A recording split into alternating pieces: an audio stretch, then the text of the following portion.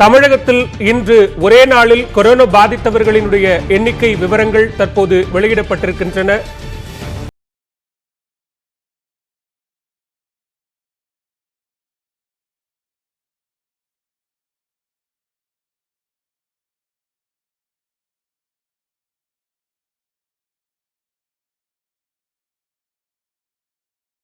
தமிழகத்தில் இன்று கொரோனா பாதித்தவர்களினுடைய எண்ணிக்கை விவரங்களோடு இணைகிறார் சிறப்பு செய்தியாளர் சாரதா. சாரதா, நீங்க தொடரலாம். தமிழகத்தில் இன்று 580 பேருக்கு கொரோனா தொற்று புதிதாக உறுதி செய்யப்பட்டுள்ளது. இதில் சென்னையில் 316 பேருக்கு உறுதி செய்யப்பட்டுள்ளது. நேற்றும் சென்னையில் 300க்கும் மேற்பட்டவர்களுக்கு பாதிப்பு உறுதி செய்யப்பட்டிருந்தது. சென்னைக்கு அடுத்தபடியாக இன்று திருவள்ளூர் மாவட்டத்தில், சென்னையை ஒட்டி இருக்கக்கூடிய மாவட்டமாகிய திருவள்ளூரில் 63 பேருக்கு பாதிப்பு உறுதி செய்யப்பட்டிருக்கிறது.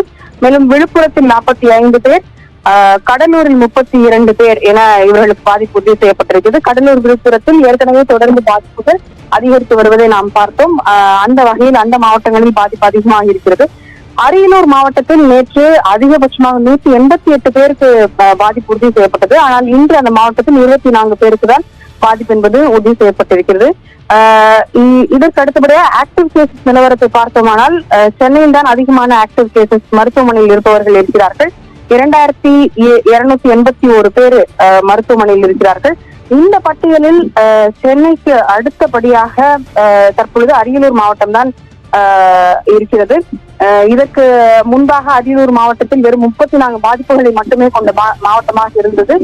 அந்த மாவட்டத்தில் கிடுகிடுவென பாதிப்புகள் உயர்ந்து தற்பொழுது ஆக்டிவ் கேஸ் பட்டியலில் 2வது இடத்தில் இருக்கிறது. அதே போன்று சென்னையை ஒட்டியுள்ள மாவட்டங்களில் பாதிப்பு அதிகமாக இருக்கிறது.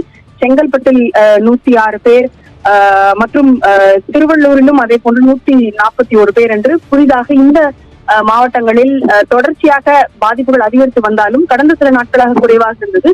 மீண்டும் சென்னையை ஒட்டியுள்ள மாவட்டங்களில் பாதிப்புகள் என்பது அதிகமாக இருக்கிறது என்பதை நாம் பார்க்க முடிகிறது. மேலும் மற்ற புதிய மாவட்டங்களிலும் பாதிப்புகள் என்பது புதிதாக வந்து கொண்டிருக்கின்றன.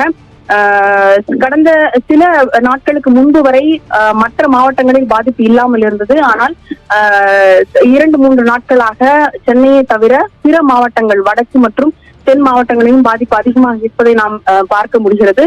அந்த வகையில் பெரம்பலூரில் இன்று 33 பேருக்கும் மற்றும் திருநெல்வேலியில் கூட புதிதாக 3 பேருக்கு, திருச்சியில் 5 பேருக்கு என பாதிப்புகள் இருப்பதை நாம் காண முடிகிறது.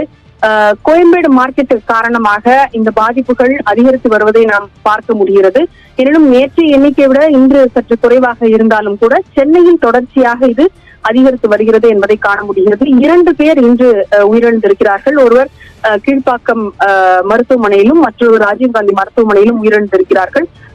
தமிழ்நாட்டை பொறுத்த வரைக்கும் மற்ற மாநிலங்களை ஒப்பிடும் பொழுது, அதாவது பாதிப்புகள் அதிகமாக இருக்கக்கூடிய குஜராத், டெல்லி, மகாராஷ்டிரா போன்ற மாநிலங்களை ஒப்பிடும் பொழுது பாதிப்புகள் இந்த அளவுக்கு அதிகமாக இருந்தாலும் இறப்பு சதவீதம் இருக்கிறது. 1% கீழாக தான் தமிழகத்தில் தற்பொழுது வரை இறப்புகள் இருக்கின்றன. இதற்கு காரணம் ஏசிம்டமேட்டிக் பேஷண்ட்ஸ் தான் நம்ம கிட்ட இருக்கவங்கள அதிகமானோர் இருக்கிறார்கள் என்று மருத்துவர்களும் சுகாதாரத்துறையும் தெரிவித்திருக்கிறது.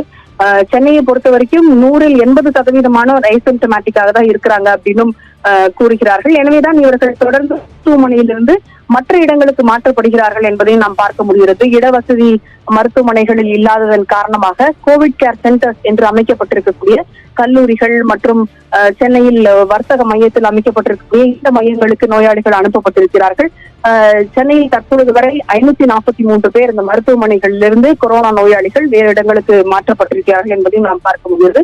எனவே இந்த வகையில் கடந்த சில நாட்களாக இருந்தது போலவே தற்பொழுதும் சென்னை மற்றும் அதனை ஒட்டியுள்ள மாவட்டங்களில் பாதிப்பு அதிகமாக இருக்கிறது என்பதை நாம் பார்க்க முடிகிறது. இன்றைய நிலவரப்படி சாரதா, இது குறிப்பாக நம்ம இந்த எண்ணிக்கை தொற்று கோயம்பேடு தொற்றிலிருந்து தான் எண்ணிக்கை அதிகமாகுது அப்படின்னு பார்த்தாலும் கூட வட மாவட்டங்கள்ல தொற்று எண்ணிக்கை நாளுக்கு நாள் அதிகரிப்பதை நம்மால் பார்க்க முடிகிறது. இதற்கு குறிப்பிட்ட காரணங்கள் ஏதேனும் இருக்கிறதா? சுகாதாரத்துறை தரப்பில் இருந்து எதுவும் சொல்லப்பட்டிருக்கிறதா? கடந்த சில நாட்களாக பாதிப்புகள் அதிகரிப்பதற்கு கோயம்பேடு மார்க்கெட் தான் காரணம் என்று சுகாதாரத்துறையே அதிகாரப்பூர்வமாகவே தெரிவித்திருக்கிறது. 1000க்கும் மேற்பட்டவர்கள் நேற்று வரை கோயம்பேடு மார்க்கெட் காரணமாக பாதிக்கப்பட்டிருக்கிறார்கள். இன்றைய பட்டியலிலும் கூட அந்த பாதிப்புகள் அதிகமாக இருப்பதற்கு காரணம் அதுவாக தான் இருக்கிறது. கோயம்பேடு மார்க்கெட்டில் பணி செய்யக்கூடிய இங்கிருந்து ஊருக்கு சென்றிருக்கக்கூடிய 7500 பேர் கண்டறியப்பட்டிருக்கிறார்கள். அவர்களில் பலர் வட மாவட்டத்தை சேர்ந்தவர்களாக இருக்கிறார்கள். எனவே அவர்களுடைய குடும்ப உறுப்பினர்கள், அவர்களுடன் தொடர்பில் வந்தவர்கள் என அவர்களுக்கான பரிசோதனைகள் முன்னுரிமை வழங்கப்பட்டு அந்த பரிசோதனைகள் மேற்கொள்ளப்பட்டு வருகின்றன. எனவே அந்த வகையில் வட மாவட்டங்களில் பாதிப்புகள் அதிகரிப்பதற்கான காரணமும் கோயம்பேடு மார்க்கெட் தான் என்று கூறப்படுகிறது. சரதா, இன்னும் பரிசோதனைகளை கூடுதல் எண்ணிக்கையில் செய்வதற்கான முயற்சிகள் இன்னும் அதே அளவில் முன்னெடுக்கப்படுகிறதா? என்ன தனியார் மருத்துவமனைகளில் கூடுதலாக கட்டணம் வசூலிக்கப்படுகிறது, அதை சரி செய்யணும்னு அரசிடம் கோரிக்கை வைக்கப்படுகிறது. அரசு செய்யக்கூடிய பரிசோதனைகளினுடைய எண்ணிக்கையை தீவிரப்படுத்துவதற்கான வாய்ப்புகள், அதிகப்படுத்துவதற்கான வாய்ப்புகள் இருக்கிறதா? நம்மிடம் தற்பொழுது 52 ஆய்வகங்கள் இருக்கின்றன. இதில் நாம் இன்றைய நிலவரப்படி 14,000 மாதிரிகள் வரை இன்று பரிசோதனை செய்திருக்கிறோம். எனவே இந்த எண்ணிக்கைகள் மேலும் உயர்வதற்கான வாய்ப்புகள் இல்லை என்றே கூறலாம். ஏனென்றால் நோய் பரவல் என்பது எல்லா இடத்திலும் யாருக்கு வேண்டுமானாலும் வரக்கூடும் என்ற, எங்கிருந்து வேண்டாலும் வரக்கூடும் என்ற நிலையை நாம் எட்டுவிட்டோம். இதற்கு முன்பு வரை தமிழக சுகாதாரத்துறையினுடைய யுக்தி என்பது யாருக்கு நோய் பாதிப்பு இருக்கிறதோ அவர்களை தனிமைப்படுத்தி அவர்களிடமிருந்து நோய் பரவல் மற்றவர்களுக்கு பரவக்கூடாது என்பதில் கவனமுடன் இருக்க வேண்டியதாக இருந்தது. ஆனால் தற்பொழுது நோய் பரவல் மிக தீவிரமாக அதிகமானதன் காரணமாக நோய் எப்படியும் பரவ போகிறது. எனவே இந்த நோய் பரவல் வயது முதிர்ந்த சர்க்கரை நோய் மற்றும் ரத்த அழுத்தம் உள்ள நோயாளிகளுக்கு அவர்களுக்கு வந்துவிடக்கூடாது. அவர்களை இந்த நோயிலிருந்து பாதுகாத்து விட்டால் இறப்புகளை நாம் தவிர்க்க முடியும். ஏசிம்டமேட்டிக் பேஷன்ஸ் இருந்தால் அவர்களுக்கு சாதாரண ஒரு சளி காய்ச்சல் வந்து செல்வது போல இந்த நோய் வந்து செல்லும் என்ற நிலையில் இருக்கிறார்கள். எனவே இப்பொழுது நம்ம ஐசோலேட் த வல்னரபிள், ஐசோலேட் த இன்ஃபெக்டட், அதற்கு பதிலாக ஐசோலேட் த வல்னரபிள் என்ற யுக்தியை நாம் தற்பொழுது கையாண்டு வருகிறோம். அந்த நிலையில் இருக்கிறோம். எனவே பரிசோதனைகள் மேலும் இதைவிட மேலும் அதிகரிப்பதற்கான வாய்ப்புகள் தற்பொழுது இருப்பதாக தெரியவில்லை. நாம் 52 ஆய்வகங்கள் என்பது தமிழகத்தில் இருக்கக்கூடிய பல மாநிலங்களை விட அதிகமான ஆய்வகங்களை நாம் கொண்டு அதிகமான பரிசோதனைகளை மற்ற மாநிலங்களை ஒப்பிடும் பொழுது பரிசோதனைகள் செய்யப்படுவதாக தான் தெரிகிறது. எனினும் தமிழ்நாட்டுக்குள் மாவட்ட அளவில் ஒப்பிடும் பொழுது சென்னையில் அதிகமான பரிசோதனைகள் நடைபெறுகின்றன என்பது உண்மை. மற்ற மாவட்டங்களில் இதற்கு நிகரான பரிசோதனைகள் செய்யப்படுவதில்லை என்பதை நாம் காண முடிகிறது. ஆனால் எனினும் கூட நோயாளிகள் பரிசோதனை செய்யவில்லை என்றாலும் கூட நோயாளிகள் மருத்துவமனைகளில் காரணம் இல்லாமல் கொரோனா அறிகுறிகளுடன் அதிகமானோர் வந்து குவிகிறார்கள் என்ற நிலையை நம்மால் பார்க்க முடியவில்லை. எனவே ஏசிம்டமேட்டிக் பேஷன்ஸ் நமக்கு இருக்கிறார்கள் என்பது ஒரு புறம் சாதகமாக இருந்தாலும் கூட நோய் இவர்களிடமிருந்து பரவலாமா இல்லையா என்பதை தெரியாத நிலையில் அந்த ஏசிம்டமேட்டிக் பேஷன்ஸ் என்பது நமக்கு ஒரு அச்சத்திற்குரிய விஷயமாகவே இருக்கிறது. எனவே இந்த நிலையில் ஏசிம்டமேட்டிக் பேஷன்ஸ் அதிகமாக இருக்கிறார்கள் என்பது நமக்கு ஒரு சாதகமான விஷயமாக இருக்கிறது. அரியலூரை எடுத்துக்கொண்டால் கூட 2-3 நாட்களுக்கு முன்பாக தான் அங்கு ஆய்வகங்கள் அமைக்கப்பட்டு அதற்கான வசதி வந்தது. அதற்கு முன்பு வரை அவர்கள் திருச்சிக்கு அனுப்பிதான் பரிசோதனைகளை மேற்கொள்ள வேண்டியிருந்தது. அங்கும் மாவட்டங்களில் இருந்து வரக்கூடிய செய்திகள் என்னவென்றால் பலர் பரிசோதிக்கப்பட்டு மீண்டும் வீட்டுக்கு அனுப்பப்படுகிறார்கள் என்று பார்க்கிறோம். ஆனால் வீட்டுக்கு அனுப்பப்படுவது என்பது தமிழக அரசும் எடுத்திருக்கக்கூடிய நிலைப்பாடாக தான் பார்க்கிறோம். கொரோனா நோயாளிகள் விருப்பப்பட்டால் வீட்டில் அவர்களை தனிமைப்படுத்திக் கொள்ளக்கூடிய வசதிகள் இருந்தால் அவர்கள் வீட்டிலேயே சிகிச்சை எடுத்துக் கொள்ளலாம் என்று தமிழக அரசும் உத்தரவிட்டிருக்கிறது. எனவே பரிசோதனைகள் நாம் இதற்கு நம்முடைய திறனை முழுமையாக பயன்படுத்தி நாம் போதிய அளவுக்கான பரிசோதனைகள் செய்து வருகிறோம் என்பதுதான் சுகாதாரத்துறையினுடைய நிலைப்பாடாக இருக்கிறது. சாரதா, குறிப்பா நீங்க குறிப்பிட்டு சொன்ன மாதிரி அரியலூர், விழுப்புரம், திருவள்ளூர், திருவண்ணாமலை போன்ற மாவட்டங்கள்ல கடந்த சில நாட்களாக அதிகரித்து வரக்கூடிய தொற்று எல்லாமே கோயம்பேடு தொற்று தானா அல்லது வேற ஏதாவது தொற்று இருக்கு அப்படின்னு சுகாதாரத்துறை சொல்லியிருக்காங்களா? அப்படி இருந்தால் அவர்களோடு தொடர்புடையவர்களையும் தனிமைப்படுத்தக்கூடிய நடவடிக்கைகள்ல ஈடுபட்டிருக்காங்களா? அது கிருஷ்ணகிரி மாவட்டத்தின் தொற்று என்பது வெளியூரில் இருந்து வந்தது.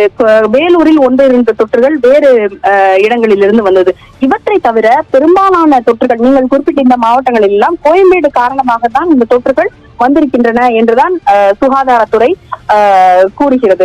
எனவே கோயம்பேடு மார்க்கெட்டிலிருந்து சென்றவர்களை கான்டாக்ட் ட்ரேஸ் செய்வது, அவர்களுடன் தொடர்பில் இருந்தவர்களை கண்டறிவது என்ற பணிகளை சுகாதாரத்துறை தீவிரமாக எடுத்து வருகிறது. அந்த நடவடிக்கையின் மூலமாக தான் பாதிப்புகள் அதிகரிக்கிறது என்பதை நாம் பார்க்க முடிகிறது. கொரோனா தடுப்பினுடைய சிறப்பு அதிகாரியான ராதாகிருஷ்ணனும் குறிப்பிட்டிருந்தார். தமிழகத்துல இறப்பு எண்ணிக்கை அப்படிங்கிறது குறைவான சதவீதத்தில் இருக்கிறது, இதனால் நாம் அச்சப்பட வேண்டாம் அப்படின்னு நீங்களும் குறிப்பிட்டீங்க. கொரோனா பாசிட்டிவாக இருக்கக்கூடிய நோயாளிகள் விருப்பப்பட்டால் அவர்கள் வீடுகளுக்கு செல்லலாம் அப்படின்னு. இப்ப வீடுகளுக்கு செல்வதன் மூலமாக அங்கு தொற்று எண்ணிக்கை மேலும் அதிகரிக்க கூடும் என்கிற ஒரு அச்சம் இருக்கிறது.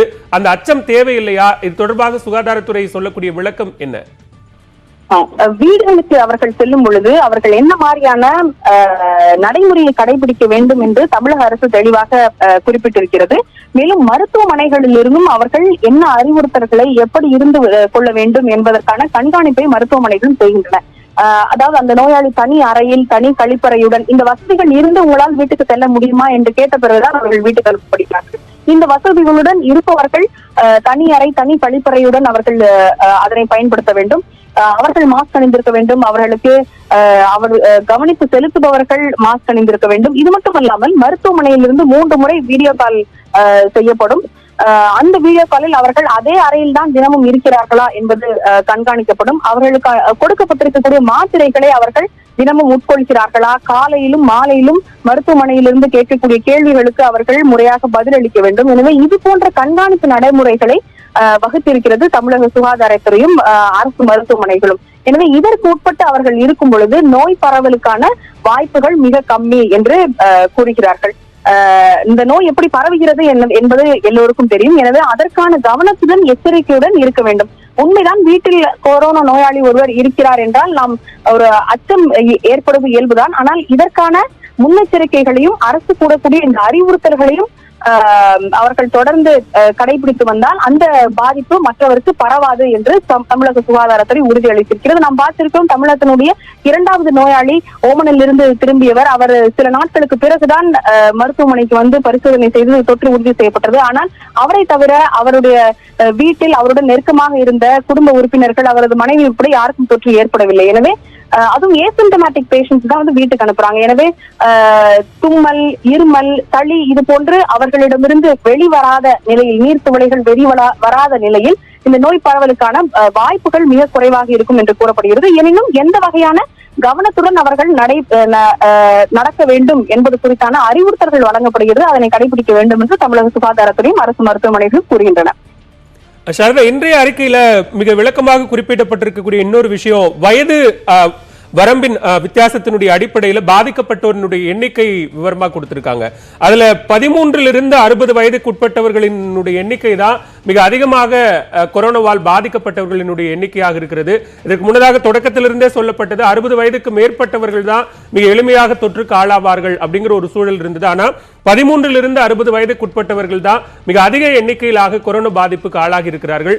இது இன்னும் கூடுதல் எச்சரிக்கையுடன் இருக்க வேண்டும் என்பதற்காக சொல்லப்பட்டிருக்க விஷயமாக இதை எடுத்துக்கலாமா?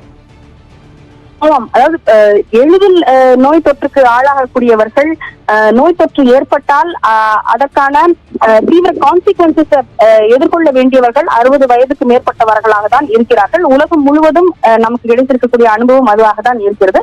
ஆனால் தமிழ்நாட்டில் நீங்க குறிப்பிட்டது போல 13 60 வயதில் இருப்பவர்கள் தான் அதிகமானோர் பாதிக்கப்பட்டிருக்கிறார். நம்மளுக்கு ஏற்பட்டிருக்க பாதிப்பிலேயே கிட்டத்தட்ட 5000 பேர் இந்த வயது வரம்பில் தான் இருக்கிறார்கள். எனவே இதுவும் ஒரு சாதகமான விஷயமாகவே பார்க்கப்படுகிறது. 60 வயதுக்கு கீழானவர்கள் என்று கூறும் பொழுது அவர்களுக்கான ரிஸ்க் ஃபேக்டர்ஸ் என்பது கம்மியாக இருக்கும்.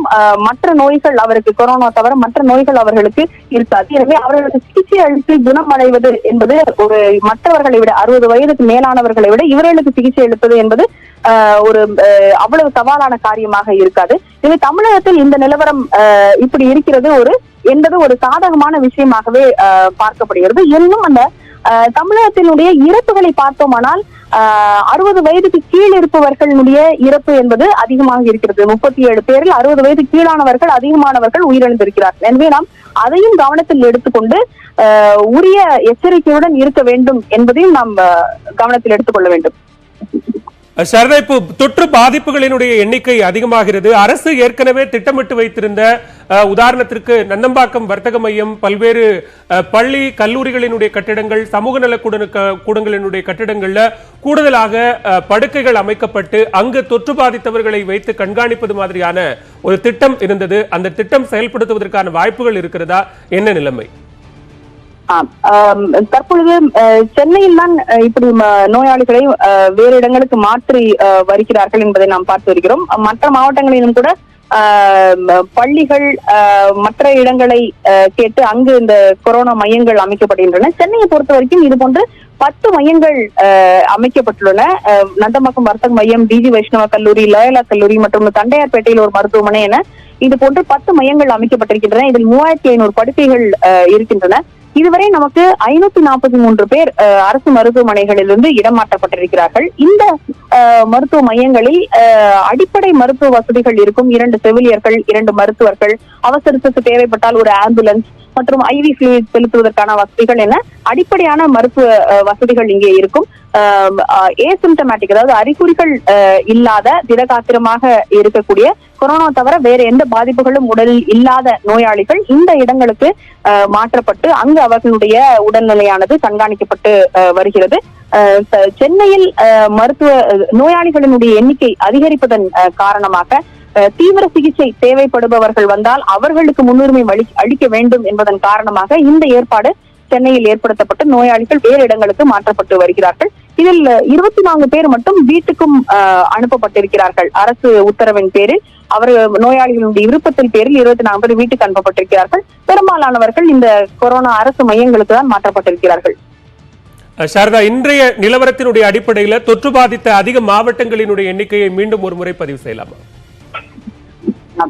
இன்றைய நிலவரம் கடந்த சில நாட்களை போலவே சென்னையில் தான் தற்பொழுது 316 பேருக்கு தொற்று பாதிப்பானது உறுதி செய்யப்பட்டிருக்கிறது. சென்னைக்கு அருகில் இருக்கக்கூடிய திருவள்ளூர் மாவட்டத்தில் அடுத்தபடியாக 63 பேருக்கும் மற்றும் பெரம்பலூரில் 33 பேர், நேற்று அதிகமாக வந்த அரியலூர் மாவட்டத்தில் இன்று 24 பேருக்கு மட்டுமே பாதிப்பு உறுதி செய்யப்பட்டிருக்கிறது. சென்னையை ஒட்டியுள்ள மற்றொரு மாவட்டமான செங்கல்பட்டில் 13 பேருக்கு தொற்று உறுதி செய்யப்பட்டிருக்கிறது. மற்ற மாவட்டங்களில் 1, 2 அதிகபட்சமாக 5 பாதிப்புகள் இருக்கின்றன. ஆனால் ஆக்டிவ் கேசஸ் நிலவரத்தை பொறுத்த வரைக்கும் சென்னையில் எதிர்பார்த்ததை போல அதிகமான பாதிப்புகள் ஆக்டிவ் கேசஸ் இருக்கிறார்கள். 2281 பேர் இருக்கிறார்கள். இதற்கு அடுத்தபடியாக இந்த பட்டியலில் இருப்பது அரியலூர். இன்றைய பாதிப்புகள் குறைவாக இருந்தாலும் கூட ஆக்டிவ் கேசஸில் 240 பேர் அரியலூர் மாவட்டத்தில் மருத்துவமனையில் அனுமதித்து சிகிச்சை பெற்று வருகிறார்கள். ஆக்டிவ் கேசஸில் மற்றொரு அதிகமான பாதிப்புகளை கொண்ட மாவட்டமாக கடலூர் இருக்கிறது. 330 பேர் மருத்துவமனைகளில் இருக்கிறார்கள். செங்கல்பட்டில் 106 பேர் மற்றும் திருவள்ளூரில் 141 பேர் என்று மருத்துவமனைகளில் அனுமதிக்கப்பட்டு சிகிச்சை பெற்று வருகிறார்கள். மற்ற மாவட்டங்களில் 100க்கும் விழுப்புரத்தில் 171 பேர் இருக்கிறார்கள். இவற்றை தவிர மற்ற மாவட்டங்களில் 100க்கும் குறைவான நோயாளிகளே மருத்துவமனையில் அனுமதிக்கப்பட்டு சிகிச்சை பெற்று வருகிறார்கள். சாரதா, இப்போ கோயம்பேடு தொற்றுதான் மிக அதிக எண்ணிக்கைக்கான ஒரு முக்கிய காரணமாக தற்போது இருக்கிறது. அதே நேரத்தில் இப்ப கோயம்பேடு மொத்த காய்கறி சந்தை என்பது மூடப்பட்டு அது திருமழிசைக்கு மாற்றப்பட்டிருக்கிறது. பாதுகாப்பு ஏற்பாடுகளுடன் அது இன்று துவங்கப்பட்டிருக்கிறது.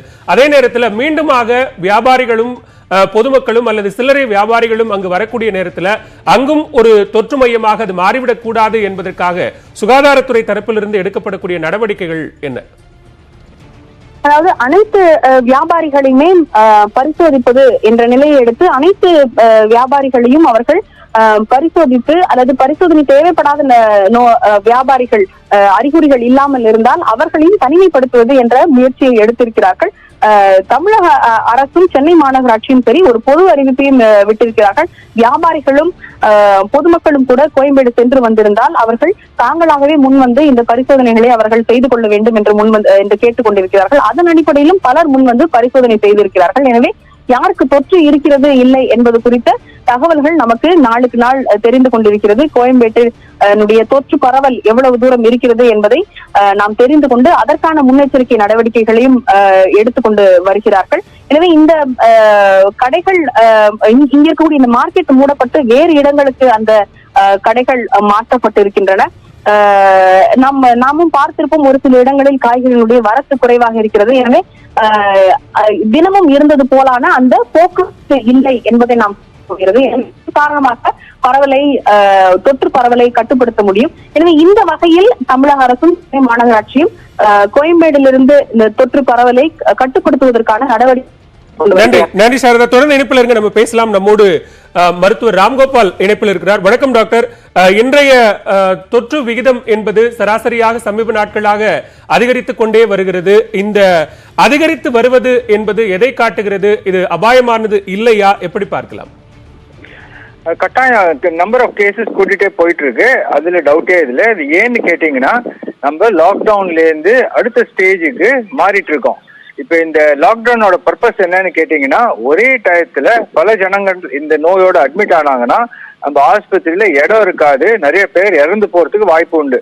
ஸோ லாக்டவுன் ஃபிளாட்டனிங் த கர்வ் மேலே ஷார்ப்பா ஏறதுக்கு பதிலாக மெதுவா மேலே ஏறும். ஸோ இந்த கொரோனா நோய் மெதுவா கொஞ்சம் கொஞ்சமா அதிகமா போயிட்டு இருக்கும், அதுல டவுட்டே இல்லை. இது அடுத்த ஒரு வருஷம் வரைக்கும் இந்த மாதிரி மெதுவா கூடிட்டே இருக்கலாம். மெதுவா கூடினா பரவாயில்ல, ஜனங்களுக்கு வைத்தியம் கொடுக்கலாம், அதுக்கு கான்டாக்ட் ட்ரேசிங் பண்ணலாம், ஐசோலேஷன் பண்ணலாம், எல்லாம் பண்ணிடலாம். பட் திடீர்னு ஏறிடுச்சுன்னா பெரிய பிரச்சனை வந்துடும் private sector, public sector. So மெதுவா இந்த கேசஸ் நம்பர் ஆஃப் கேசஸ் கூடிட்டே போயிட்டு இருக்கும். பட் அதை பத்தி நம்ம அதிகமா கவலைப்பட வேண்டாம். இந்த நோயில முக்கியமான விஷயம் எவ்வளோ, 100 பேர்ல எவ்வளோ பேர் இறந்து போறாங்க. அதுல நீங்க தமிழ்நாட்டுல பாத்தீங்கன்னா நம்பர் அபவுட் 1% நேஷனல் ஆவரேஜோட கம்மி. ஸோ நீங்க பாத்தீங்கன்னா தமிழ்நாடுல ஆக்சுவலா சிச்சுவேஷன் மச் பெட்டர். நீங்க குஜராத் ஸ்டேட், மகாராஷ்டிரா ஸ்டேட் எடுத்தீங்க, நேஷனல் ஆவரேஜ் எடுத்தீங்கன்னா நம்பர் அதிகமா இருக்கு. நீ எவ்வளவு பேர் இறந்து போறாங்க, அதுதான் முக்கியமான ஸ்டாட்டிஸ்டிக். இந்த நோயில எவ்வளவு பேர் இறந்து போறாங்க, அது மேலதான் நம்ம கவனியா இருக்கணும். டாக்டர், நீங்க குறிப்பிட்ட அந்த growth ரேட் அப்படிங்கிறதும் தமிழ்நாட்டில் குறிப்பா சென்னையில ஆகக்கூடியது அப்படிங்கிறது அங்க 10 நாட்கள்ல ஆகுது அப்படின்னா அதுவே இங்க 6 நாட்கள்ல ஆகுது. ஒட்டுமொத்தமாக இந்தியாவில் மற்ற நகரங்களோடு ஒப்பிடும்போது சென்னையில அதனுடைய பாதிப்பு எண்ணிக்கை என்பது ரொம்ப கூடுதலாக இருக்கிறது. இந்த growth ரேட் அப்படிங்கிறது ரொம்ப அதிகமா இருக்கிறதே, இது எதுவும் அபாயமானது இல்லையா? இது கட்டாயம் growth ரேட் அதிகமாயிட்டு இருக்கு, அதுல டவுட்டே இல்லை.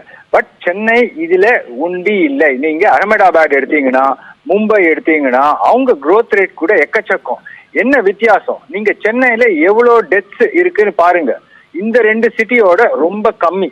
அதனால என்ன அர்த்தம், நம்ம சென்னையில இந்த நோய்க்கு சிவியர் கேசஸ ஒழுங்கா பாத்துக்கிறோம், அதனால டெத்ஸ் கம்மி. நம்ம 95% மேல கேசஸ் சென்னையில சிம்டம்ஸே இல்லாதவங்க, நம்ம நிறைய டெஸ்டிங் செய்யறோம், அதனால பாசிட்டிவா வராங்க.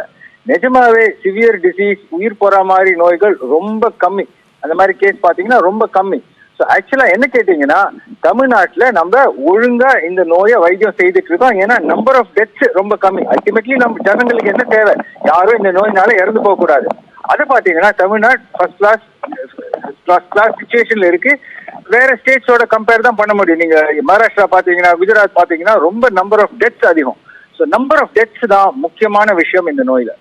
டாக்டர், நீங்க சொல்ற மாதிரி இது இன்னும் போக போக எண்ணிக்கை அதிகரிக்கும், இன்னும் 1 வருடம் கூட நீளும் அப்படின்னா நம்ம இந்த தொற்று குறித்த எந்த அச்சமும் இல்லாம ரொம்ப சகஜமா மற்ற நாட்களை போலவே இருக்கலாம். ஆனால் தொற்று பாதித்தால் மருத்துவமனைக்கு போய் ட்ரீட்மெண்ட் எடுத்துக்கணும், இல்ல நம்மளை தனிமைப்படுத்திக்கணும் அப்படிங்கிறது இந்த ஊரடங்கெல்லாம் முடிந்த பிறகு, எல்லாரும் இயல்பு நிலைக்கு திரும்பிய பிறகு எந்த அளவுக்கு அது சாத்தியப்படக்கூடிய ஒன்றாக இருக்கும் டாக்டர்? நம்ம இந்த நோய் பத்தி கொஞ்சம் மனசை மாத்திக்கணும். இவ்வளவு நேரம் நம்ம இந்த நோய் பத்தி பயந்துட்டு இருந்தோம், இது வந்தா உயிருக்கு அபாயம். ஆமா, ஒரு அளவுக்கு தான் அது சொல்ல முடியும். யாருக்கு உயிருக்கு அபாயம், வயசானவங்க, வேற நோய்கள், சுகர், பிபி, ஹார்ட் இருக்கிறவங்க, அவங்களுக்கு கட்டாயம் அபாயம். சின்னவங்களுக்கு, குழந்தைகளுக்கு, ஆவரேஜ் ஒர்க்கிங் பர்சன் கேட்டீங்கன்னா நோய் ரிஸ்க் ரொம்ப கம்மி. மூக்கு சளி வரலாம், சரியாயிடலாம். ஸோ இந்த நோய் பத்தி நம்ம புரிஞ்சிட்டோம்னா அந்த மாதிரி எல்டர்லி, வயசானவங்க, சுகர் பேஷண்ட், பிபி பேஷண்ட்டை ஒதுக்கி வைக்கணும், அவங்க வீட்டுக்குள்ளேயே வைக்கணும். அவங்க பக்கத்துல யாராவது ஒருத்தர் 2 பேர் தான் போகணும், அதுக்கு நிறைய பேர் அவங்க வெளியில வரக்கூடாது. அந்த மாதிரி மாத்திக்கணும் நம்ம. அண்ட் நம்ம வேலை செய்யற டயத்துல, படிக்கிற டயத்துல இந்த பிசிக்கல் டிஸ்டன்சிங், சோஷியல் டிஸ்டன்சிங் மறந்துடுங்க. பிசிக்கல் டிஸ்டன்சிங் 2 மீட்டர் டிஸ்டன்ஸ் இருந்தாலும், நம்ம இருமினா முகத்தை மூடணும், பர்மனண்டா வாழ்க்கை பூரா மாஸ்க் போடுற மாதிரி நம்ம மனசை மாத்திக்கணும். ஸோ நம்ம பிஹேவியர் சேஞ்ச் பண்ணி ஆகணும், வேற வழியே இல்லை. இந்த நோய் மினிமம் 1 வருஷம் 2 வருஷம் நம்ம கிட்ட இருக்கும். நம்பர் ஆஃப் கேசஸ் அதிகமாயிட்டே கூட்டிட்டு இருக்கோம். அவ எப்படி இந்த H1N1 நோய் 2009ல வந்துச்சோ, இப்போ நல்லா சுத்தமா கண்ட்ரோல் இருக்கு, வைத்தியம் இருக்கு, வேக்சின் இருக்கும். ரெண்டும் வரும். 6 months 1 yearல வேக்சினும் வரும், வைத்தியமும் வரும். அது வரைக்கும் நம்ம கண்ட்ரோல் பண்ணணும். யாருக்கு ரிஸ்க் அதிகமா இருக்கோ அவங்கள ப்ரொடெக்ஷன் கொடுக்கணும், அதை மனசை மாத்திக்கணும். நன்றி டாக்டர். பல்வேறு விஷயங்களை எங்களோடு பகிர்ந்து கொண்டமைக்கு இணைப்பில் வந்து இன்று கொரோனா தொற்று பாதிக்கப்பட்டவர்களினுடைய எண்ணிக்கை மற்றும் மற்ற மாவட்டங்களில் தொற்று பாதித்தவர்களினுடைய விரிவான விவரங்களை நம்முடைய சிறப்பு செய்தியாளர் சாரதா மற்றும் பல்வேறு கருத்துக்களை டாக்டர் ராம் கோபால் கிருஷ்ணன் அவர்களிடம் கேட்டறிந்தோம்.